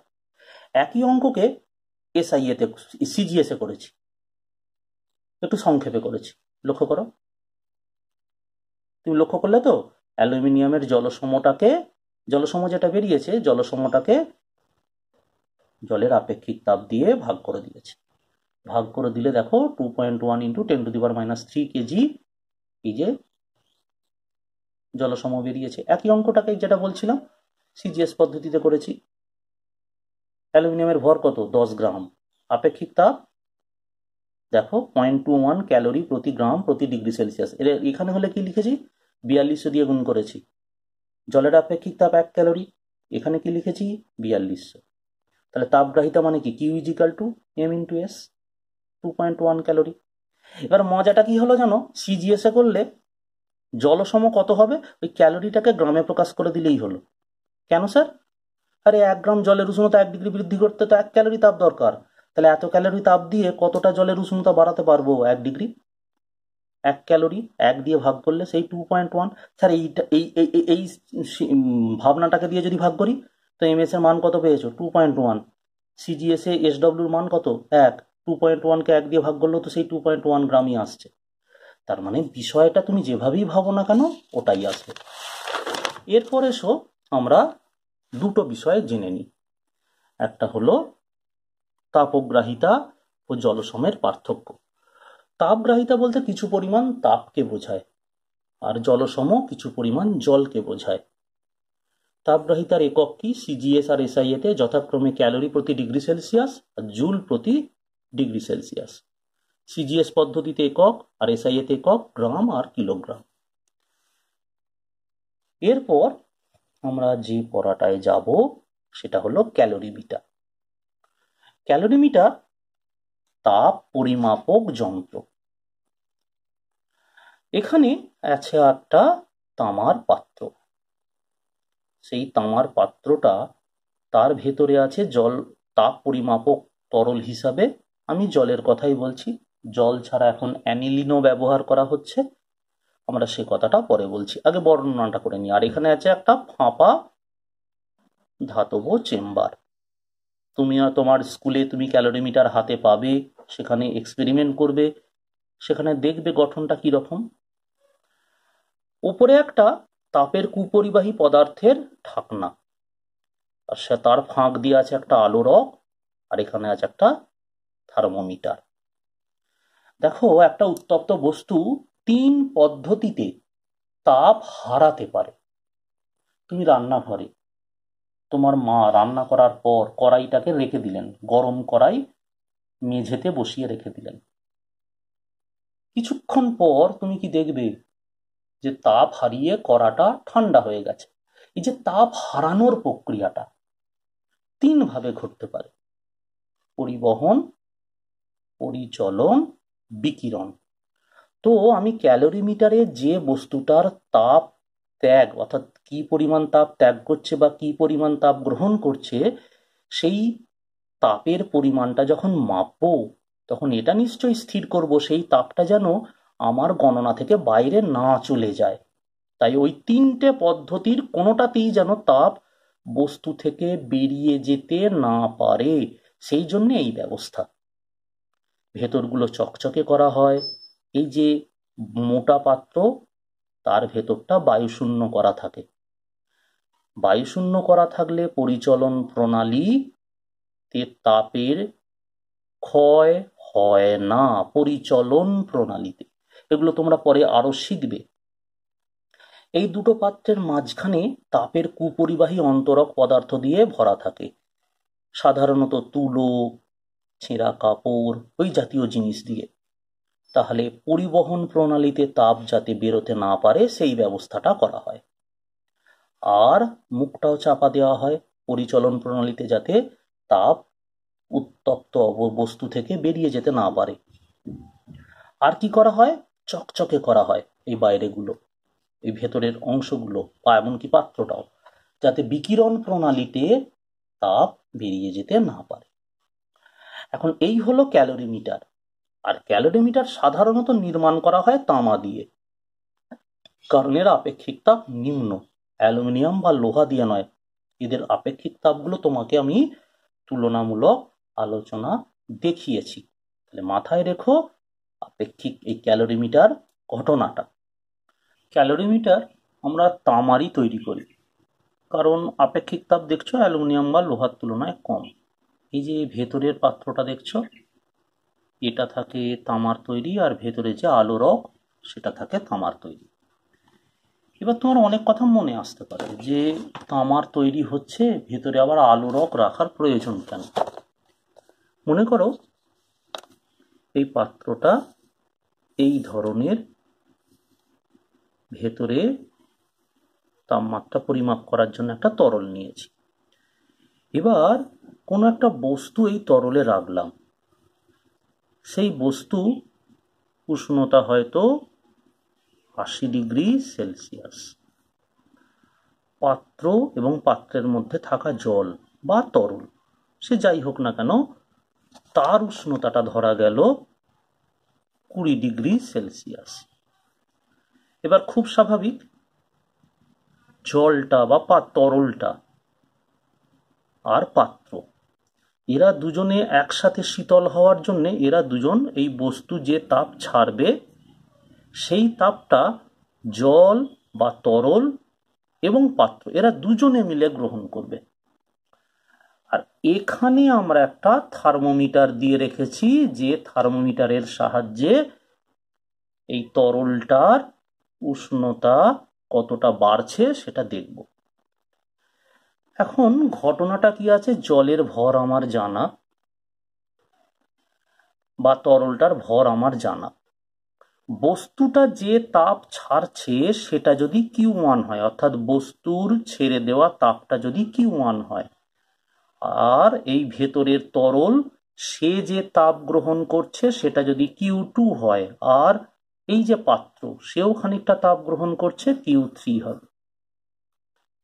তাহলে হিসেব বলছে এরা সমান হওয়া প্রয়োজন। আমরা যদি এইটাকে মিনিমাম রাখতে পারি, Q3টাকে, অর্থাৎ পাত্র যে তাপটা নিচ্ছে সেটা যদি মিনিমাম রাখতে পারি, তাহলে Q2টা স্বাভাবিকভাবেই বেশি হবে। আর Q2টা বেশি হওয়া মানেই জলের উষ্ণতাটা বাড়বে। এখন Q3 মিনিমাম করার উপায় কি? যদি পাত্রটার ভর M3 হয়, পাত্রটা যে উপাদান দিয়ে তৈরি তার আপেক্ষিক তাপ যদি S3 হয়, আর উষ্ণতার পরিবর্তন যা হবে T2 মাইনাস T1, এখন এটাকে যত ন্যূনতম করা যাবে তত পাত্র তাপ কম গ্রহণ করবে। তার মানে আমরা চাইব পাত্র যেন বস্তু থেকে বর্জিত তাপ সব থেকে কম গ্রহণ করে, কারণ এই পরিমাণটা বেশি হয়ে গেলে হিসেবে গোলমাল এলেও আসতে পারে। আর সেজন্য পাত্রের আপেক্ষিক তাপটা নিম্নমানের হওয়া প্রয়োজন। সেক্ষেত্রে হিসেব অনুসারে তামা আদর্শ। এবার আলোরক কেন? তোমাকে যদি বলি তুমি আলোরক দেখেছো? দেখো, তোমার বাড়িতে ডাল বা ঝোল রান্না করবার সময় মাঝে মাঝে মা ওই ঝোল বা ডাল কড়াই যখন ফুটতে থাকে সেটাকে মাঝে মাঝে নেড়ে দেন, যেটা ব্যবহার করে সেটাই আলোরক। যদি এটা জলই হয়, বস্তু তাপ ছাড়বে, ছেড়ে দেওয়া তাপটা নিয়ে জল তার আশেপাশ এলাকাটা উত্তপ্ত থাকবে। জল তাপের কিন্তু সুপরিবাহী নয়, ফলে এই উত্তপ্ত লেয়ারটা থেকে, এই যে বস্তুর আশেপাশে থাকা লেয়ারটা থেকে তাপ পার্শ্ববর্তী এলাকায় সহজে যাবে না। তার মানে এই আলোরকটা দিয়ে নাড়লে, এটা কিছুই না, একটা তামার রিং আর এখানে একটা হাতল, সে কি করবে, এই তাপটাকে মানে এই উত্তপ্ত জলটাকে সরিয়ে দেবে, আর শীতল জল আসবে। এইভাবে গোটা পাত্রটার তাপ পরিমাপক যে তরলটা নিয়েছি, অর্থাৎ এখানে বললাম জল, সেটা ছড়িয়ে যাবে। এইভাবে ক্যালোরিমিটারের গঠনটা করা হয়। তবে একটা কথা মাথায় রাখবে, ক্যালোরিমিটার নির্মাণে যে পাত্রটা ব্যবহার করা হয় সাধারণত তার আপেক্ষিক তাপ এমনভাবে নির্বাচন করা হয় যেন নিম্নমানের হয়। অর্থাৎ আমরা যখন তাপ পরিমাপ করছি সেই তাপের শোষণ আমাদের গণনার বাইরে যেন না যায়, এবং সেটা যত স্বল্প হবে অধিকাংশ তাপটা তরল শোষণ করবে, ফলে তার টেম্পারেচারের বৃদ্ধিটা বেশি হবে। তুমি মাথায় রাখবে, একটা থার্মোমিটারে, এরকম বড় থার্মোমিটারে স্কেলে এরকম দাগ কাটা থাকে, নিশ্চয়ই দেখেছ। আমরা থার্মোমিটারে যখন মাপি পারদ সূত্র কতটা উঠেছে সেটা যখন মাপি এই দাগগুলো দেখে মাপি। আচ্ছা তুমি ভাবো যে আমরা এই তরলটা কেমন নির্বাচন করব। Q2 মান তাপ এই তরল পাচ্ছে না, এই তরলে যে তাপটাই পাক না কেন তার জন্য টেম্পারেচারের বৃদ্ধি যেন বেশি হয়। স্যার Q2 মানে তরলের ভর, তরলের আপেক্ষিক তাপ আর তরলের উষ্ণতার পরিবর্তন, যেটা পাত্রের উষ্ণতার পরিবর্তন হবে সেটাই তরলের। এখন ভাবো আপেক্ষিক তাপটা তরলের ক্ষেত্রেও যত কম হবে তত কি হবে, এই তাপটাকে যদি স্থির রাখা হয়, এটা কম হলে এই গুণফলটাকে যদি ঠিক রাখতে হয় তাহলে এই উষ্ণতার ডিফারেন্সটা বেশি হতে হবে। তুমি একবার খেয়াল করো না, 5 12 60, 6 10 60, 10 6 60, তার মানে দেখো একদিকটা ক্রমশ যদি বাড়ে অপর দিকটাকে কমতে হচ্ছে। তার মানে আপেক্ষিক তাপকে যদি আমরা ক্রমশ কম করি তাহলে টেম্পারেচার ডিফারেন্স বেশি হবে, তাহলে থার্মোমিটারে পারদ সূত্র বেশি উঠবে। স্যার পারদ সূত্র বেশি উঠলে কি সুবিধে হবে? আপেক্ষিক তাপ কমালে পারদ সূত্রটা বেশি দূর পর্যন্ত উঠলো, ধরে নিলে পারদ সূত্রটা 10 ঘর উপরে উঠেছে, আর এই 10 ঘর মাপতে গিয়ে তোমার 1 ঘর ভুল হয়েছে, তাহলে ভুলের হিসেবটা কি? তার মানে কি বললাম, এই তাপ মাপতে গিয়ে থার্মোমিটার ব্যবহার করেছো, থার্মোমিটার তরল থেকে তাপ নিয়ে তার ভেতরে পারদ সূত্র 10 ঘর উঠে গেছে, আর 10 ঘর উঠে যাওয়ার যে উঠেছে তুমি সেই 10 ঘর গুনতে গিয়ে 1 ঘর ভুল করলে, তাহলে তোমার ভুলের হার কি পার্সেন্টেজ? 10%। এখন ধরো এমন একটা তরল বেছেছো যার আপেক্ষিক তাপ বেশ নিম্ন, তাহলে নিম্ন হলে ভরের কথা বাদ দাও, ভর স্থির, আপেক্ষিক তাপ যদি নিম্ন হয় তাহলে উষ্ণতার ডিফারেন্সটাকে অনেক বেশি হতে হবে। এখন পারদ সূত্র 20 ঘর উঠেছে, আর 20 ঘর গুনতে গিয়ে তুমি 1 ঘর ভুল করলে। এখন তাহলে ভুলের পার্সেন্টেজটা কত? 1/20 × 100, তার মানে 5%। তার মানে আগে কত ছিল? 10%। তার মানে আপেক্ষিক তাপ যত তরলের কম হবে পরিমাপ করতে গিয়ে ভুল হবার সম্ভাবনাটাও তত কমে আসবে। তাহলে এবার এসো ক্যালোরিমিতির তরলের ধর্মটা আমরা জেনে নিই। কেমন তরল হতে হবে? নিম্ন আপেক্ষিক তাপযুক্ত, উচ্চ স্ফুটনাঙ্ক যুক্ত। আমি যদি ক্যালোরিমিটারে জল ব্যবহার করি তাহলে কি অসুবিধে? ধরো একটা বস্তুর উষ্ণতা 120°C, তাহলে জলে ফেললে কি হবে? জলে যদি ফেলি সাথে সাথে জলের সংস্পর্শে আসা মাত্রই বেশ কিছুটা জল এই বস্তুটার গায়ে লাগা মাত্রই বাষ্পে পরিণত হয়ে দ্রুত সিস্টেম থেকে বেরিয়ে যাবে, তাহলে জলের ভরও গেল, আবার বস্তু থেকে কিছুটা তাপ নিয়ে সিস্টেম থেকে সংস্থা থেকে বেরিয়ে গেল, তার মানে কি আমাদের হিসেবে ত্রুটি আসবে। কাজেই 100°C বেশি উষ্ণ বস্তুকে আমি ক্যালোরিমিটারে ফেলতে পারবো না যদি ক্যালোরিমিটারে জল ব্যবহার করি। তার মানে এমন তরল নিতে হবে যার স্ফুটনাঙ্ক বেশ উচ্চ, আর বস্তুর উষ্ণতা ওই স্ফুটনাঙ্কের থেকে কম থাকতে হবে। দ্বিতীয় কি? তাপের সুপরিবাহী হবে। এটা বুঝতেই পারছো, জল তাপের কুপরিবাহী, সে তো তাপটাকে ছড়িয়ে দিচ্ছে না, ওই জন্য আলোড়ক। রাসায়নিকভাবে নিষ্ক্রিয়, যে বস্তুটা উত্তপ্ত অবস্থায় ওই পাত্রে দিলাম তার তাপে হয়তো তরলটার রাসায়নিক পরিবর্তন ঘটলো, এটা যেন না হয়। নিম্ন সান্দ্রতা, নিম্ন সান্দ্রতার ব্যাপার কি? একটা গ্লাসে খানিকটা সর্ষের তেল নাও, নিয়ে এবার গ্লাসটার থেকে তেলটা অন্য বাটিতে ঢেলে দাও। তুমি কি দেখবে পাত্রটার গায়ে তেলটা লেগে আছে। তরলটা এই ধরনের হবে না, মানে গায়ে পাত্রের গায়ে লেগে থাকবে, চটচটে আঠালো টাইপ, এরকম হবে না।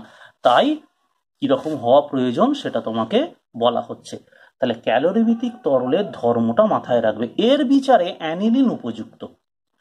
জলের স্ফুটনাঙ্ক 100 ডিগ্রি, অ্যানিলিনের 183.9 ডিগ্রি। জলের আপেক্ষিক তাপ সিজিএসএ 1 ক্যালোরি প্রতি গ্রাম প্রতি ডিগ্রি সেলসিয়াস, আর এর 0.62। এই জন্যে জলের পরিবর্তে অ্যানিলিনকে ব্যবহার করা হয় ক্যালোরি মিটারে তাপ পরিমাপক তরল হিসাবে। তাহলে তোমাকে অনেক সময় প্রশ্ন করা হয়, প্রশ্নটা খুব মন দিয়ে শুনবে। ক্যালোরি মিটারে অ্যানিলিন তাপ পরিমাপক তরল হিসাবে কেন ব্যবহার করা হয়? তাহলে তুমি কি বলবে? অ্যানিলিন উচ্চ স্ফুটনাঙ্কযুক্ত, নিম্ন আপেক্ষিক তাপযুক্ত, রাসায়নিকভাবে নিষ্ক্রিয়। জলের এই বৈশিষ্ট্যগুলোর সাথে তুলনা করে দিয়ে বলতে পারো এই কারণেই আমরা তাপ পরিমাপক তরল হিসাবে অ্যানিলিনকে ব্যবহার করি। এবার এসো ক্যালোরিমিতির সেই বিখ্যাত সূত্র। ধরো দুটি ভিন্ন উষ্ণতার বস্তু পরস্পরের সংস্পর্শে আছে। বস্তু দুটো কেউ কারোর সাথে রাসায়নিক বিক্রিয়া করছে না, পরিবেশ থেকে কোনো তাপ বস্তু দুটোতে আসছে না, অথবা বস্তু থেকে তাপ পরিবেশের বাইরে যাচ্ছে না, আর এরাও নিজেদের মধ্যে কোনো প্রকার রাসায়নিক বিক্রিয়া করছে না। এই অবস্থায় শীতল বস্তু কর্তৃক গৃহীত তাপ, শীতল বস্তু কর্তৃক গৃহীত তাপ আর উত্তপ্ত বস্তু কর্তৃক বর্জিত তাপ পরস্পর সমান। এটাই হলো ক্যালোরিমিতির মূল নীতি। নীতির কথা বলতে গেলে শুধু বর্জিত তাপ সমান গৃহীত তাপ যেন বলো না। পরিবেশ দুটি ভিন্ন উষ্ণতার দুটি বস্তু এখানে ধরে নিয়েছি, উদাহরণস্বরূপ এ আর বি, যাদের ভর m1 m2, আপেক্ষিক তাপ s1 s2, উষ্ণতা t1 আর t2। আরো ধরেছি t2টা উত্তপ্ত, মানে এই বি বস্তুটা উত্তপ্ত, এই বস্তুটা শীতল। আর এরা পরস্পরের সাথে সংস্পর্শে আসার পর শেষ পর্যন্ত তাপের আদান প্রদান হলে দুটো বস্তুর সাধারণ উষ্ণতা হয় টি। এখন বস্তু দুটো যখন পরস্পরের সংস্পর্শে রাখা হলো, এই অবস্থায় বস্তু দুটো থেকে কোনো তাপ পরিবেশে যাচ্ছে না, পরিবেশ থেকে কোনো তাপ বস্তু দুটোতে আসছে না, নিজেদের মধ্যে রাসায়নিক ক্রিয়া বিক্রিয়া করছে না, কিংবা কোনো ভৌত পরিবর্তনও হচ্ছে না যাতে তাপের উদ্ভব বা তাপের শোষণ হতে পারে। অর্থাৎ কোনো প্রকার অতিরিক্ত তাপ না পরিবেশ থেকে আসছে, না রাসায়নিক বা ভৌত ক্রিয়া বিক্রিয়ার ফলে তৈরি হচ্ছে। এমন অবস্থায় উত্তপ্ত বস্তু যে পরিমাণ তাপ ত্যাগ করবে, বর্জন করবে, বি বস্তু এখানে উত্তপ্ত বস্তু, সে কতটা তাপ বর্জন করছে? m2s2 t2 - t, কারণ তার উষ্ণতা t2 থেকে t আসছে। দুটো বস্তুকে সংস্পর্শে রাখলে তাদের সাধারণ উষ্ণতা হলো t। আর সেই সময় শীতল বস্তু কতটা তাপ গ্রহণ করছে? QA = m1s1 t1, m1s1 t - t1। তাহলে ক্যালোরিমিতির নীতি অনুসারে উপরোক্ত যে শর্তগুলো আমি আগে বললাম, সেই শর্তগুলো পালিত হলে উত্তপ্ত বস্তু যে তাপ বর্জন করবে, শীতল বস্তু সেই তাপ গ্রহণ করবে। এটা হলো ক্যালোরিমিতির মূল নীতি। আমরা এরপর অনেকগুলো অঙ্ক পর পর দেখে নেব, দেখে নিয়ে তারপর চ্যাপ্টারটাকে আরো এগিয়ে নিয়ে যাব। খেয়াল করো, এখানে অঙ্কগুলো ক্যালোরিমিতির যেগুলো করা উচিত সেগুলো একবার দেখে নাও। প্রথমে বলি, এটা অঙ্কটা শুরু করার আগে কতগুলো বিষয় একটু তোমার জানা দরকার। 1 ওয়াট মানে 1 জুল প্রতি সেকেন্ড, আর 1 কিলোওয়াট মানে 1000 ওয়াট বা 1000 জুল প্রতি সেকেন্ড, আর 1 লিটার মানে 10³ সেমি কিউব। সেটা থেকে কিভাবে মিটার কিউবে আসা হয় সেটা আমি দেখিয়েছি, খেয়াল করবে। প্রতিটা সেমিকে ভাগ করে নিয়েছি এই সেমি কিউবকে, তারপর প্রতিটাকে মিটার করেছি। সেন্টিমিটার থেকে মিটার করতে গেলে 100 দিয়ে ভাগ করতে হয়, তাই 10⁻² গুলো এসেছে। এসে শেষ পর্যন্ত এইটা এসেছে, দেখে রাখবে। যে অঙ্কটা নিয়েছি সেটা একবার দেখো। একটি লোহার সসপ্যানে 25 ডিগ্রি সেন্টিগ্রেড উষ্ণতায় 0.100 কেজি জল আছে। ওতে 60 ডিগ্রি সেন্টিগ্রেড উষ্ণতার 0.050 কেজি জল ঢাললে মিশ্রণের উষ্ণতা হয় 35 ডিগ্রি সেন্টিগ্রেড। তাহলে বিকিরণ বা অন্যভাবে কোনো তাপক্ষয় হচ্ছে না ধরে সসপ্যানটির জলসম নির্ণয় করো। সসপ্যানটির ভর এত কেজি হলে লোহার আপেক্ষিক তাপ কত? তাহলে এখানে যে যে তথ্যগুলো দেওয়া আছে সেগুলো আগে সাজিয়ে নিয়েছি। প্রথমে হচ্ছে লোহার সসপ্যানের ভর ধরে নিয়েছি এম কেজি, আর তার আপেক্ষিক তাপ বলা নেই, ধরে নিয়েছি এস ইন্টু 4200 জুল প্রতি কেজি প্রতি ডিগ্রি সেলসিয়াস। এবার এসো সসপ্যানের ভর। সসপ্যানের ভর কত? 0.100 কেজি। সসপ্যানের উষ্ণতা, একটা কথা মাথায় রেখো, সসপ্যানের উষ্ণতাও যা হবে আর সসপ্যানে যে জলটা আছে তারও উষ্ণতা তাই হবে, সেটা হলো 25 ডিগ্রি সেলসিয়াস। এখন দেখো গরম জলটা, এই যে 60 ডিগ্রি সেন্টিগ্রেড উষ্ণতার 50 গ্রাম বা 0.050 কেজি জল ঢালছি,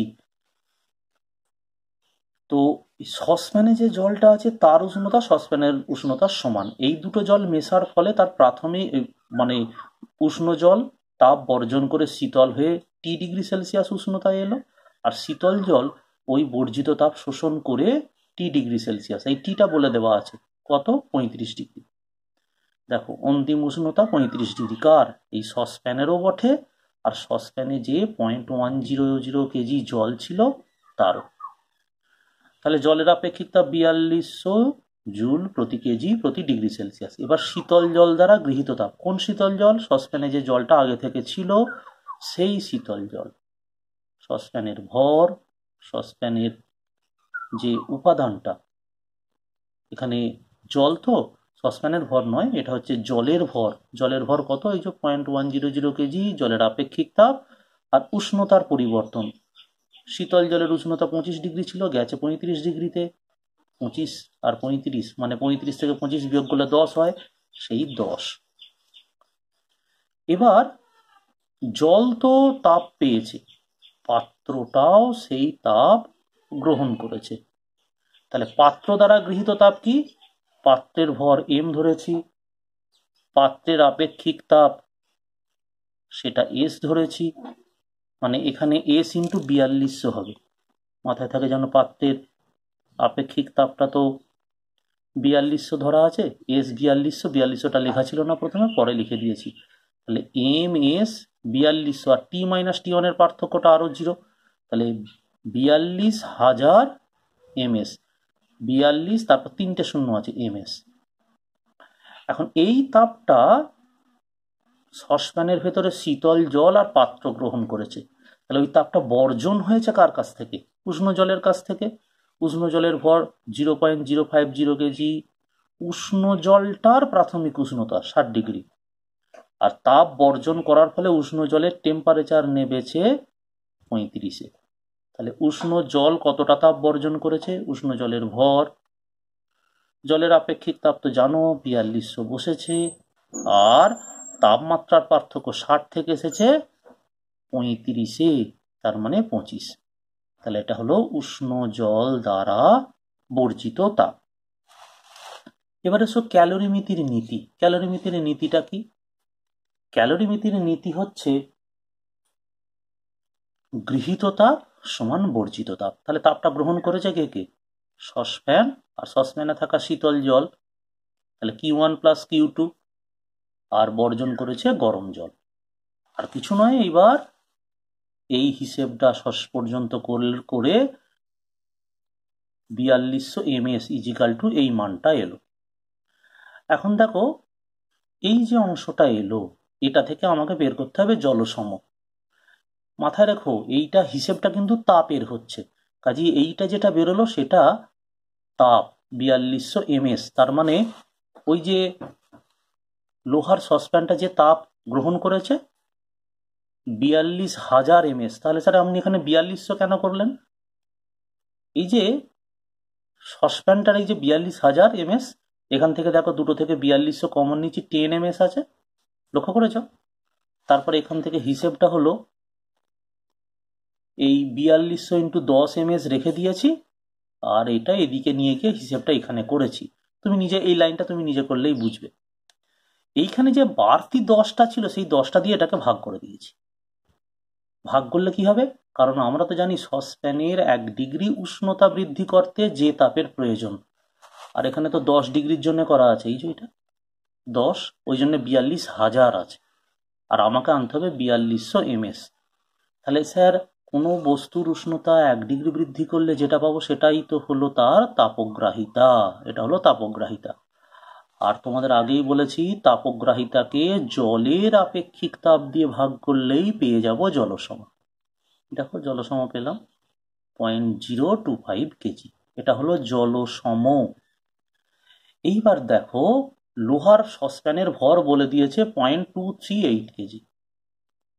তাহলে মাথায় থাকে যেন যে আমরা যদি এই এম আর এস, এই যে জলসম বলে দিয়েছে যেটা বলছি এমএস, এই যে জলসম 0.025 কেজি, এইখানে এমটা বলে দিয়েছে, তাহলে এসটা দরকার। তাহলে এই এমটা 0.025 ভাগ করে দিয়েছি। ভাগ করে দিলে আপেক্ষিক তাপ পেয়ে গেছি 0.105। তোমার এটা যেন মাথায় থাকে, স্যার আপনি যেটা আনলেন এটা কোন এককে? দেখো এখানে আপেক্ষিক তাপটা কিন্তু এখানে যেটা এসেছে এটাকে সিজিএসএ বললে 0.105 ক্যালোরি প্রতি গ্রাম প্রতি ডিগ্রি সেলসিয়াস, কিংবা অনুপাতহীন একটা রাশি যেমন আমরা বলেছিলাম সেরকম। যদি তোমার মনে হতো যে স্যার আমরা এটাকে এসআইএতে আনতে চাই, তাহলে কি করব? তাহলে এই যে বেরোলো তাপগ্রাহিতা, এই গোটা তাপগ্রাহিতাটাকে 4200 কাটা চলবে না, এই এমটার মান বসিয়ে দিতে হবে। এমটার মান বসিয়ে দিলে তুমি কি পাবে? ধরো এই 4200 গুণিতক 0.238 ইন্টু এস ইজিক্যাল টু 0.025 গুণিতক 4200। তার মানে তোমাকে মান বার করতে হবে এসআই হলে 4200 ইন্টু এস এর। তোমাকে যেটা বলতে চাইছি এখানে ওই 4200টা যেন দুদিক থেকে কেটে দিও না। তাহলে এই ক্যালকুলেশনটা করলে যেটা আসবে অর্থাৎ 0.105 ইন্টু 4200। আমাদের বইয়েতে এই উত্তরটা দেওয়া আছে, তুমি এটা দেখতে পারো। এরপর আর একটা অঙ্ক, এই অঙ্কটা লক্ষ্য করো। এই অঙ্কটা কি বলা হয়েছে? একটা সংকর ধাতু, তাতে তামা আছে 60%, নিকেল আছে 40%। ওজন ওই সংকর ধাতুটার 0.050 কেজি। এই ধাতুর টুকরোটাকে 50 ডিগ্রি সেন্টিগ্রেড পর্যন্ত উত্তপ্ত করা হলো। তারপর এত কেজি জলসম বিশিষ্ট একটা ক্যালোরিমিটারে ফেলা হলো। ক্যালোরিমিটারে আগে থেকেই জল ছিল কত? 0.140 কেজি জল, আর জলের উষ্ণতা 20 ডিগ্রি সেন্টিগ্রেড। তার মানে ক্যালোরিমিটার জল সহ যে ক্যালোরিমিটার আছে সেটা শীতল জল আছে। এবার তাতে ফেলা হয়েছে এই সংকর ধাতুটা, আর মিশ্রণের চূড়ান্ত উষ্ণতা বের করতে বলেছে। আর তামার আপেক্ষিক তাপ বলে দিয়েছে, নিকেলের বলে দিয়েছে। এবার একটা কথা বলি শোনো, আমি গোটা ক্যালকুলেশনটাকে সিজিএসএ করেছি, একটা এসআইএতে তো করলাম, আর একটা সিজিএসএ দেখে নাও। ধরি মিশ্রণের চূড়ান্ত উষ্ণতাটা টি ডিগ্রি সেন্টিগ্রেড। এবার সংকর ধাতুর পরিমাণটা কত বলেছে? 0.050 কেজি, মানে 50 গ্রাম। তাহলে তামার পরিমাণ কত? তামার পরিমাণ বলেছে তো 60%। দেখো 50 ইন্টু 60/100 মানে 30 গ্রাম। অনুরূপভাবে নিকেলের পরিমাণ আসছে 20 গ্রাম। এইবার দেখো এই সংকর ধাতুটা 50 ডিগ্রি সেন্টিগ্রেড উষ্ণতায় ছিল, এবার তাকে জলে ফেলা হয়েছে 20 ডিগ্রি সেন্টিগ্রেড উষ্ণতার জলে। এই জলে ফেলে তার উষ্ণতাটা কমবে, তার মানে সংকর ধাতু তাপ বর্জন করবে, শীতল জল ওই তাপ গ্রহণ করবে। তাহলে 50 ডিগ্রি থেকে কমে কোথায় আসবে? টিতে। তাহলে সংকর ধাতুর প্রাথমিক উষ্ণতা হয়ে আছে T1 = 50 ডিগ্রি, অন্তিম উষ্ণতাটা টি। তামার আপেক্ষিক তাপ আমি সব সিজিএসএ করে নিয়েছি, 0.09 ক্যালোরি প্রতি গ্রাম প্রতি ডিগ্রি সেলসিয়াস, নিকেলেরও তাই। এবার ক্যালোরিমিটারে জলসমটা কত বলা আছে দেখো, 0.010 কেজি। সেখানে আমি ওটাকে কেজিটাকে গ্রামে প্রকাশ করলে 10 গ্রাম হচ্ছে। এবার লক্ষ্য করো, ক্যালোরিমিটারে জলের ভর আগে থেকেই ছিল, দেখেছো তো, 0.140 কেজি। তাহলে কেজিটাকে গ্রামে প্রকাশ করলে 140 গ্রাম। এবার দেখো তাপ কে কে গ্রহণ করছে, না ক্যালোরিমিটার আর ক্যালোরিমিটারে থাকা জল। এখানে জলের আপেক্ষিক তাপ বলা আছে সিজিএস 1 ক্যালোরি, আর জলের প্রাথমিক উষ্ণতা 20 ডিগ্রি, 20 ডিগ্রি থেকে সেটা বেড়ে টিতে গেছে। তাহলে ক্যালোরিমিটার ও জলের প্রাথমিক উষ্ণতা অভিন্ন। এবার সংকর ধাতু কতটা তাপ বর্জন করেছে, সংকর ধাতুর ভর বলা আছে M1 M2, তাহলে M1 S1 T1 মাইনাস টি। সংকর ধাতুর উষ্ণতা 50 ডিগ্রি থেকে টিতে আসবে, আর M2 S2 into T1 minus টি, এটা তো নিকেলের ভর। নিকেল আর তামা এরা দুজন মিলে তাপ গ্রহণ করেছে, সরি তাপটা বর্জন করেছে। নিকেল আর তামা এরা দুজনে মিলে তাপটা বর্জন করেছে। এবার দেখো তো ওই বর্জিত তাপটা কে গ্রহণ করেছে, খেয়াল করো, ক্যালোরিমিটার নিজে করবে। ক্যালোরিমিটারের তো জলসমটা বলা আছে, মানে ক্যালোরিমিটারের জলের ভরটা আলাদা, জলসম ক্যালোরিমিটারের বলা আছে দেখো এমএসটা 10 গ্রাম। তাহলে ক্যালোরিমিটার এমএস টি মাইনাস টি টু, তার উষ্ণতা ছিল 20 ডিগ্রিতে, 20 ডিগ্রি থেকে বেড়ে টি হয়েছে। একই রকমভাবে ক্যালোরিমিটারে কিছুটা জল ছিল, জলের পরিমাণ 140 গ্রাম।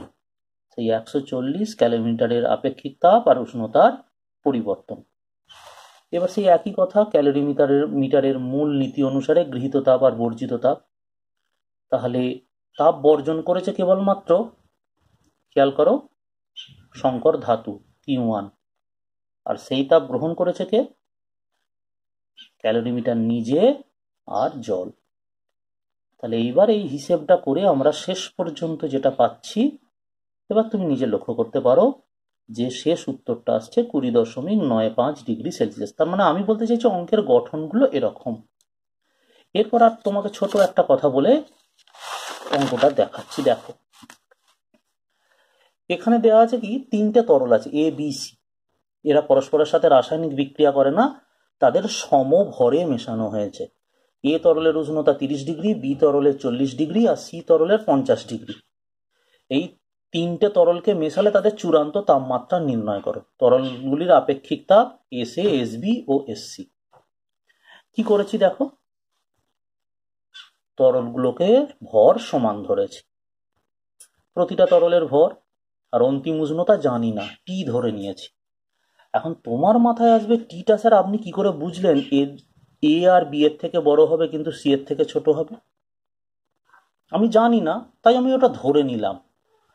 এমনও হতে পারতো এই টিটা এর থেকে বড় কিন্তু টিবি আর টিসি এর থেকে ছোট হতেই পারতো, তাহলে ওটা আমি ধরে নিয়েছি। তুমিও যখন অঙ্ক করবে এইভাবে এগোবে, তাতে অঙ্কটা সুবিধে হবে। তাহলে প্রথম বস্তুটার উষ্ণতাটা চূড়ান্ত থেকে কম, তাহলে প্রথম বস্তুটা মানে প্রথম তরলটা তাপ গ্রহণ করবে। প্রথম তরল কতটা তাপ গ্রহণ করেছে তার হিসেব। একই রকম ভাবে দ্বিতীয় তরল, সেও তাপ শোষণ করবে, আর বর্জন করবে কে, সি তরলটা। বুঝছো? এবার সেই ক্যালোরিমিটারের নীতি অনুসারে কথাটা কিন্তু লিখবে প্রতিটা অঙ্কের ক্ষেত্রে, গৃহীত তাপ সমান বর্জিত তাপ। এবার হিসেবটা দেখো, হিসেবটার জন্যই তোমাকে বলা এই অংশটা এনেছি। এবার করেছি কি, এই M A S A T minus T A আর এম বি, এই যে S B T minus T B, এই দুটোকেই তোমার ডান দিকে নিয়ে এসেছি সমান চিহ্নের। এনে করেছি কি, মাইনাসগুলো কমন নিয়ে সাজিয়ে নিয়েছি। কেমন সাজানোটা এসেছে দেখো, এই মাইনাসটা ঢুকিয়ে নিলে কি হবে, টি এ মাইনাস টি এ। দেখো M A S T A minus T, M B S B T M, এটা হবে টিবি, টিবি মাইনাস টি, আবার M C S C T C minus T equal to 0। এইটা মাথায় রাখবে। আমার এই রকম ভাবে যদি অঙ্ক তুমি করো, তোমাকে মাথায় রাখতেই হবে না চূড়ান্ত উষ্ণতাটা এর থেকে কতটা বেশি, বি এর থেকে কতটা বেশি, না সি এর থেকে কতটা কম। এই ধরনের ধারণাটা তোমায় মাথায় রাখতেই হবে না। অর্থাৎ এই রকম জায়গা থেকে চূড়ান্ত উষ্ণতা এত, তার মানে গৃহীত তাপ আর বর্জিত তাপের যোগফলটা কি হবে। আমরা তো গৃহীত তাপ সমান বর্জিত তাপ করেছি, গৃহীত তাপ সমান বর্জিত তাপ। এটা যদি ভেতরের দিকে আনি, তাহলে গৃহীত তাপ সেটাকে যদি পজিটিভ দিয়ে লিখি আর বর্জিত তাপটা হচ্ছে কি যদি ঋণাত্মক চিহ্ন দিয়ে লিখি, তাহলে তাদের যোগ করলে কি হবে? যোগফলটা 0 হয়। তো আমি যেটা বলতে চাইছি কথাটা এই রকম যে এ ইকুয়াল টু বি, তাহলে আমি যদি এ মাইনাস বি করি ইকুয়াল টু 0 হবে। তাহলে এ প্লাস মাইনাস বি যদি লিখি ইকুয়াল টু 0, তার মানে গৃহীত তাপ সমান বর্জিত তাপ, গৃহীত তাপ মাইনাস বর্জিত তাপ। এখন মাইনাস এই যে বর্জিত তাপ, এইটাকে যদি আমি এইভাবে লিখি তাহলে গৃহীত তাপ প্লাস বর্জিত তাপ সমান 0, এই রকম একটা ব্যাপার। এটাকে নিয়ে খুব একটা মাথা খারাপ করতে হবে না, এই ধরনের অঙ্কগুলো এই নিয়মে করলে সুবিধা হয়। এবার একটা কথা বলি যে চুল্লির উষ্ণতা নির্ণয় ক্যালোরিমিটারের সাহায্যে। জানো তো একটা চুল্লির উষ্ণতা কি থাকে? 400, 500, 700 এরকম উষ্ণতা। এই অতি উচ্চ উষ্ণতা ক্যালোরিমিটারের সাহায্যে কি করে নির্ণয় করব? না, চুল্লিতে এরকম একটা ধাতব গোলককে ফেলে দেওয়া হয় যার উষ্ণতা, চুল্লির উষ্ণতা 100°C খুব বেশি হয়। এই ধাতব গোলক, ধরে নাও লোহার গোলক, ছোট্ট গোলক, চুল্লিতে ফেলে দিলে সে চুল্লির উষ্ণতাটা লাভ করলো। তারপর সেই গোলকটাকে একটা মোটা ধাতব পাত্রের ভেতরে ফেলা হয়, কারণ এ যে উষ্ণতা লাভ করবে সেই উষ্ণতাটা যদি সরাসরি, ধরে নাও সেটা যদি 200°C হয়, তাহলে এই 200°C উষ্ণতায় উত্তপ্ত বস্তুটাকে যদি সরাসরি জলে ফেলি, তাহলে এর গায়ে লেগে থাকা ক্যালোরিমিটারের তরল তৎক্ষণাৎ বাষ্পীভূত হয়ে বেরিয়ে যাবে। তার ফলে সেই ভরটা তো যাবে, আবার বস্তুটা থেকে তাপ নিয়েও সে বেরিয়ে যাবে। তার মানে এই ধরনের যে ক্যালোরিমিটারে যে ত্রুটিটা ঘটবে সেটাকে স্থানীয় ত্রুটি বলি। তার মানে জলের ভরও বেরোলো, আবার কিছুটা তাপও বেরিয়ে গেল, সেটা আমরা হিসেবে পাবো না। সেই জন্য করা হয় কি, বলটাকে প্রথমে একটা মোটা পাত্রে ফেলা হয়, এই বস্তুটা নিজেদের মধ্যে তাপের আদান প্রদান ঘটাবে, আর এখানে একটা কুপুরিবাহী আস্তরণ দিয়ে ঢেকে দেওয়া হয়। এরপর এদের তাপের আদান প্রদান ঘটে যাওয়ার পর এর উষ্ণতাটা যদি 100°C নিচে নেমে আসে, 100°C নিচে যদি নেমে আসে, তো তখন করা হয় কি, এই গোটা সিস্টেমটাকে পাত্রে ফেলে ক্যালোরিমিটারের নীতি অনুসারে তোমার বাকি কাজটা করা হয়। বেশ।